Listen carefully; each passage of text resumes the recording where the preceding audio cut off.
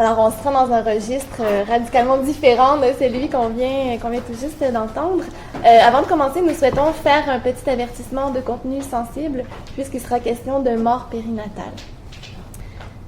Le théâtre contemporain est hanté par la question de l'absence, ou plutôt par la question de la représentation de l'absence. C'est ce que Elisabeth Angel Pérez désigne comme la tentation spectrale de l'art. S'appuyant sur Derrida et Didier Huberman, elle trace les contours de la spectropoétique qui englobe des formes exigeant d'imaginer l'invisible et, ce faisant, je cite, de figurer le corps absent, de sculpter cette absence, de mettre en signe l'irreprésentable. Or, alors que les pièces qui retiennent son attention, principalement des textes d'Edouard Bond, de Martin Krimp, de Sarah Kane, alors que ces textes donc s'attachent principalement à figurer la disparition ou l'absence à travers la dématérialisation, la défaite du langage ou de l'image, la pièce dont nous parlerons aujourd'hui, Beauté, chaleur et mort, emprunte un chemin différent. Écrite depuis la traversée d'un ailleurs où l'on a parlé avec la mort, elle fait plutôt advenir au visible, en lui donnant une matérialité mouvante et en l'inscrivant dans une durée, la réalité d'une perte. La spectralité qui traverse la pièce se révèle donc paradoxalement être celle d'une remise au monde. Écrite et mise en scène par Nini Bélanger et Pascal Brulmans, Beauté, chaleur et mort est issue d'une expérience traumatique, la mort de la petite fille du couple, Fée, 2 semaines après sa naissance. Comme l'écrit la metteur en scène, il s'agissait avec ce spectacle d'aborder l'irreprésentable, l'indicible que représente la mort de l'enfant, de susciter une rencontre sur le malaise qu'engendre le deuil. Or, comment représenter cette double absence que constitue la perte d'un nouveau-né et la négation de cette perte, largement généralisée dans l'espace social? Comment rendre visible et partageable la paradoxale persistance de la présence qui n'est plus? C'est à travers un dispositif scénique où cohabitent des modalités d'écriture différentes entre hyperréalisme et transposition métonymique que Beauté, chaleur et mort, nous le verrons, donne à voir et, au-delà de se voir, donne à imaginer la perte. Partiellement inscrite dans un régime hyperréaliste, la pièce est fondée sur le refus du simulacre. Ce refus prend différentes formes. Il s'exprime notamment à travers la performance de soi. Les acteurs ne jouent pas de personnages, mais se représentent eux-mêmes. Il s'exprime aussi à travers le lent déplié de la parole testimoniale, du témoignage. Cette parole, par l'émouvance de l'adresse, permet de dire et de rendre partageable l'expérience d'une sortie des abîmes. Elle permet aussi, ici, de battre en brèche la notion refuge d'inimaginable qui est souvent accolée à la mort périnatale. Témoigner, c'est raconter malgré tout ce qu'il est impossible de raconter tout à fait, écrit Georges Didier Huberman. Pour le philosophe, c'est justement parce qu'elle défie notre capacité à imaginer ce qu'elle raconte que cette parole testimoniale, soustraite à l'indicible, nous enjoint à imaginer malgré tout, afin de se faire mieux entendre et de résonner jusqu'à nous. De façon que cette trajectoire des mots se déploie, la présence de l'autre, prête à accueillir le récit, à en emporter une partie, à combler ses trouées et ses blancs, se révèle nécessaire. Comme le souligne Régine Wentrater, je cite, « Plus que tout autre texte autobiographique, le témoignage du traumatisme extrême est une adresse à l'autre. » Dans les expériences théâtrales fondées sur ce témoignage et sur la performance de soi, cet autre est une entité plurielle, une assemblée de vivants venus entendre, regarder et co-construire l'événement, le faisant chaque fois advenir en le rendant représentable et partagé. Trouvant dans la présence et l'écoute du public un écrin où se déposer, la parole testimoniale qui ouvre et clôt la représentation de beauté, chaleur et mort donne à entendre et à partager ce récit d'un gouffre dont on s'extrait peu à peu. Elle rend aussi à l'enfant perdu, tout en signalant sa perte, une part de sa réalité. Nous abordons ailleurs, en détail, la fonction de ces mots, la fonction de cette parole testimoniale dans la pièce. Aujourd'hui, nous avons choisi de nous concentrer sur un procédé qui cohabite avec cette parole, soit un travail de l'objet fondé sur la transposition métonymique. Là où la lumière, sur scène, découpe un petit espace entourant le lit d'hôpital et donne l'impression d'ériger un mur de protection, la mort entre et infiltre les gestes d'amour. Comment représenter la mort? Pire, comment représenter la mort d'un enfant? Quelles images peuvent faire corps à corps avec elle, sans risque que, devant elle, ils se dérobent de leur sens? Georges Banu, en introduction de L'enfant qui meurt, motif avec variation, s'interroge d'emblée. Que peut-on montrer? En situant la question de la théâtralisation de la mort de l'enfant sur un axe historique, Banu démontre que celle-ci, à travers le temps et ses causes diverses, est néanmoins toujours un scandale, et qu'elle reste une expérience ultime à laquelle le discours, la langue et les mots restituent son pouvoir destructeur. Partant de cette idée, comment ne pas figer de nouveau l'enfant dans un destin sacrificiel, dans une existence tragique en rejouant sa mort?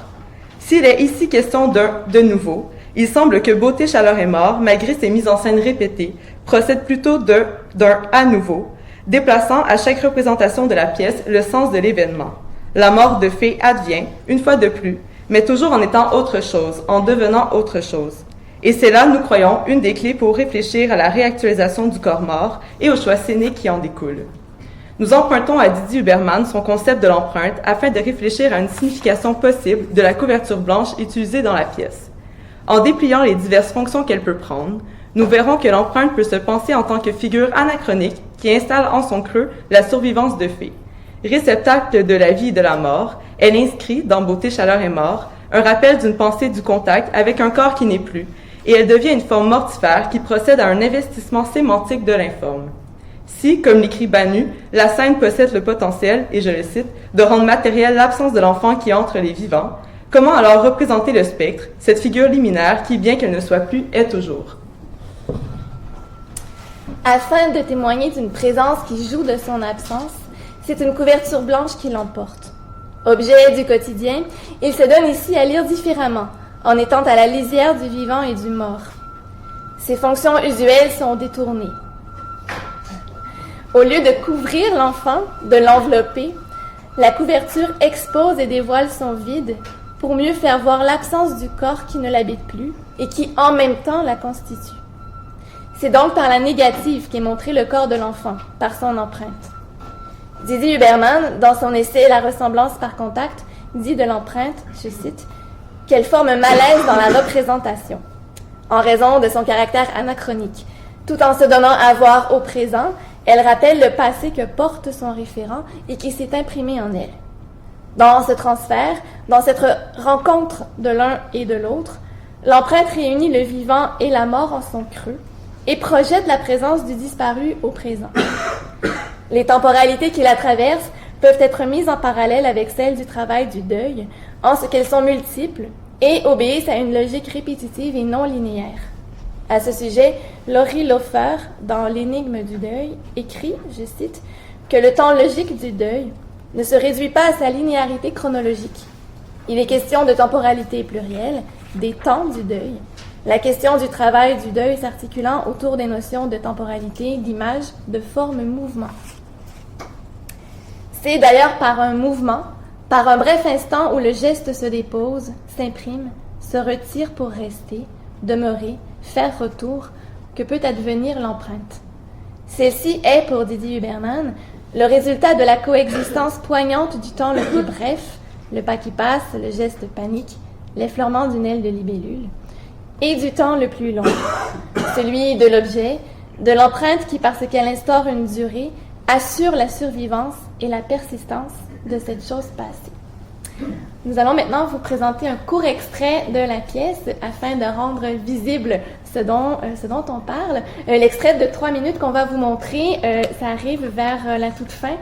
C'est au moment, en fait, de la mort de l'enfant, où on voit justement l'objet se transformer.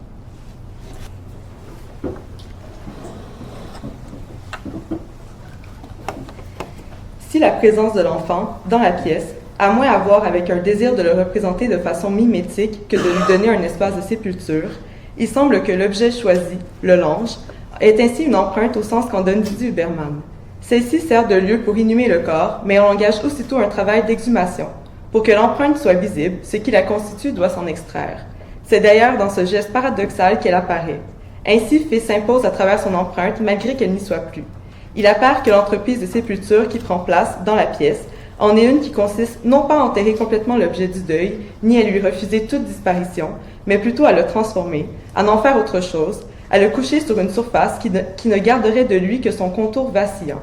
Si la photographie post-mortem de Fée, utilisée pour l'affiche du spectacle, affirme que ça a été, pour reprendre ici l'idée esquissée par Roland Barthes, l'empreinte, quant à elle, dit que cela était ici, et que cela est toujours, sédimenté dans la forme concave de l'empreinte, dans cet espace habité du spectre. Puisque Fée devient, dans un glissement mythonymique, l'empreinte qu'est la couverture blanche, elle n'est déjà plus, à la fois flottante et figée dans cette image en creux qui s'y révèle. En effet, l'empreinte est essentiellement le corps absent, mais toujours en décalage avec la forme qu'elle reproduit, car elle n'en est que l'évocation, agissant comme rappel et contreforme. Rappelons qu'elle se crée hors et au bord de l'objet, ou de l'être qui, au-delà du frôlement, s'ancre dans la matière pour y laisser un manque et qu'elle n'en capture que la limite vertigineuse. Cette absence produit d'ailleurs un effet de présence, en convoquant un travail imaginaire de la part des spectatrices et spectateurs. Si Didier Huberman utilise l'image des traces de pas laissées sur le sable afin d'expliquer la double réalité de l'empreinte, qui naît du contact et de la distance, celle-ci, dans la pièce, serait plutôt répondre à l'idée que le corps de l'enfant qui disparaît peut demeurer quelque part, notamment à travers un partage de la perte qui s'installe entre les artistes et les spectateurs et spectatrices.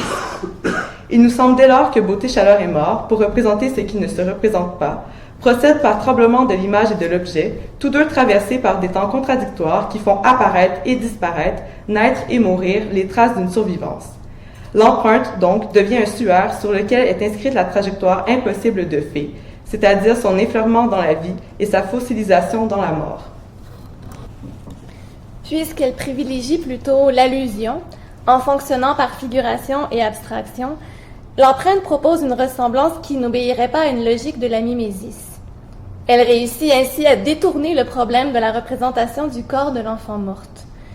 Angèle Pérez écrit d'ailleurs, au sujet de la dramaturgie contemporaine, je cite, qu'elle préside à l'élaboration d'une spectropoétique plurielle, mais qui fait néanmoins germer une redéfinition du théâtre en l'inscrivant dans un au-delà de la mimésis. Cet au-delà demeure essentiel lorsqu'il s'agit de réfléchir à des pratiques théâtrales qui montrent l'invisible et donnent corps à l'absence, en allant au-delà de ce que peut reconnaître le regard. Alors que la mimésis théâtrale convoque le sens optique, l'empreinte, pour Didier Huberman, repose davantage sur le toucher, sur le contact. En elle, nous dit-il, il n'y a rien à regarder parce qu'il n'y a pas d'invention formelle. Il n'y a pas d'invention formelle parce que l'objet n'est qu'un prélèvement, une simple empreinte de la réalité.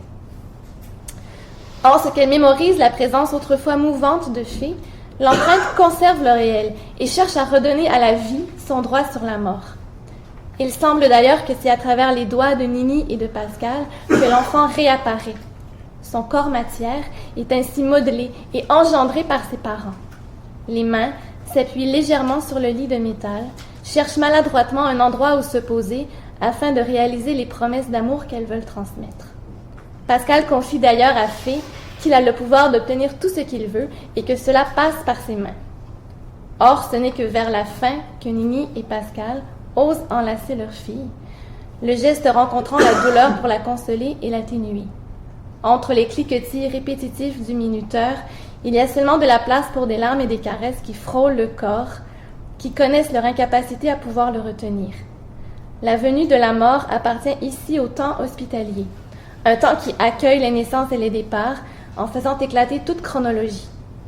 Fée sera à jamais prise dans cette fracture temporelle, dans cet espace d'ombre, ou plutôt de lumière crue, où la mort et la vie luttent ensemble. Le dernier corps à corps qui se fait entre Fée et ses parents se déploie en toute fragilité. C'est l'extrait qu'on a vu.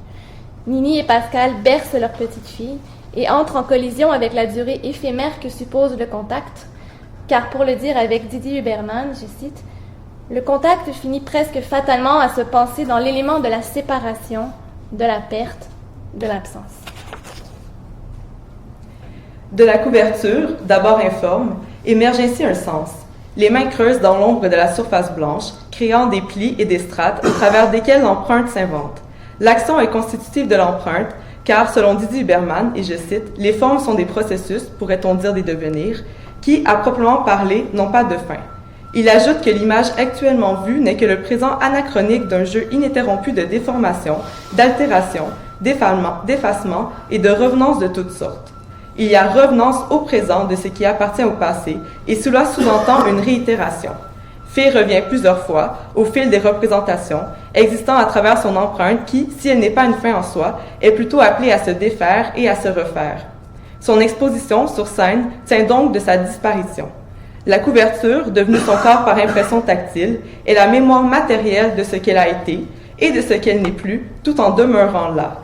En dépliant la pensée déridienne du spectre, Martine Delvaux écrit que ce dernier, et je cite, « donne l'illusion d'être là. Il se manifeste sous la forme d'un corps, armure qui révèle et dissimule tout à la fois. Il apparaît dans sa disparition. » Il nous est possible ici de tisser des liens avec le corps empreint de Fée qui, sur scène, s'engage dans une forme spectrale qui se donne à lire non pas comme finalité, mais plutôt comme horizon.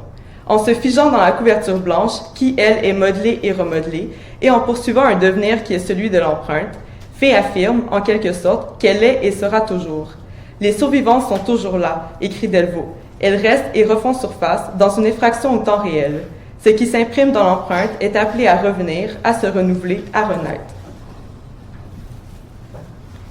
Pour savoir, il faut s'imaginer, écrit Didier Huberman, faisant de l'acte de s'imaginer la condition première d'un accès intellectuel et sensible à la connaissance. Comme le précise Anne-Martine Parent, le témoignage issu de l'expérience traumatique, je cite, ne procure pas l'illusion du comme si vous y étiez, pas plus qu'il ne délivre le témoin entièrement de son trauma. Cependant, par son recours à l'artifice et à la fiction, il permet de susciter l'imagination de l'inimaginable. Fin de la citation. Dans Beauté, chaleur et mort, c'est à travers la cohabitation de procédés différents que l'expérience de la perte est donnée à imaginer aux spectatrices et spectateurs. Abrasive, disruptive, cette expérience se livre en effet malgré tout.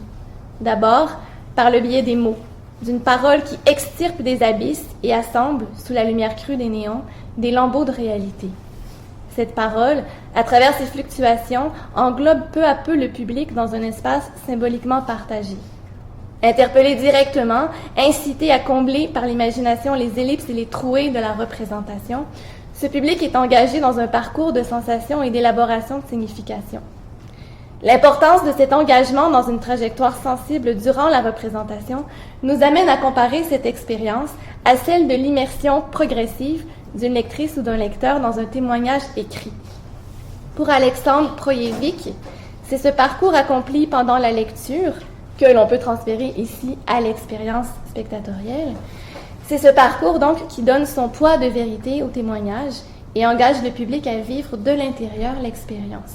Je cite, « L'important, écrit-il, à propos des œuvres testimoniales, est non pas de fournir un rapport de police, mais de faire en sorte que le public soit happé dans le gouffre de l'expérience. De telles œuvres mettent en phase spirituelle le témoin et son lecteur.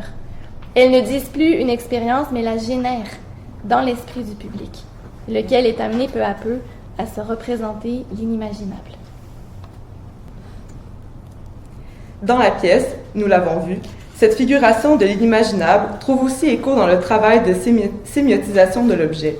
En effet, à travers la transposition mythonymique, qui tout à la fois signe sa présence et réifie son absence, Fée se matérialise sur la scène dans un au-delà du voir qui engage, ici aussi, le travail imaginatif. La scène, comme le lange qui contient et représente l'enfant morte, devient un espace, mouvant, de sépulture pour celle-ci. Bercée par les mots et les gestes, Fée se repose dans l'empreinte, matière mémoire qui, aplatie, vide et profonde, rend visible l'absence en lui donnant forme. Or, la spectropoétique, pour Angèle Pérez, se comprend précisément dans ce transfert où le spectral se matérialise, où l'absence se donne à voir et à imaginer. Cette poétique du spectre invite à une lecture en creux. En parlant des pratiques théâtrales de Sarah Kane et de Martin Cribb, Angèle Pérez affirme que celle-ci, et je cite, « donne à voir l'antimatière ». Dans le cas de Beauté, chaleur et mort, il serait plus à propos de parler d'une autre matière, qui révèle sur scène non pas la disparition du sujet, mais la condition à partir de laquelle il peut apparaître. Manifestation sensible de la présence qui n'est plus, cette matière, dans ses perpétuels mouvements d'apparition, de disparition et de métamorphose, participe de la survivance de Fée. Ainsi, la spectralisation, ici, plutôt que de s'inscrire du côté d'une esthétique de l'épuisement et de la dissolution, pour reprendre les mots d'Angèle Pérez, permet-elle à la petite morte, dans le tremblement de sa présence, de retrouver une part d'existence. Alors que, comme l'écrit Marie-Josée Soubieux, la perte périnatale est encore socialement frappée d'un tabou ou associée à un non-événement, Nini Bélanger et Pascal Brulmans, partageant avec le public de Beauté, Chaleur et Mort la réalité de cette perte, la font advenir précisément comme événement, matérialisant ici une expérience qui, à l'extérieur de l'espace de la fiction, est souvent maintenue dans l'ombre, en périphérie du dissible et du partageable. L'auteur et la metteur en scène s'acquittent de cette vocation du théâtre évoquée par Angèle Pérez, soit réifier l'absence, donner des contours à l'informe, faire surgir une représentation là où il ne saurait y en avoir. Ce faisant, ils ouvrent la voie à l'imagination de l'inimaginable. Merci.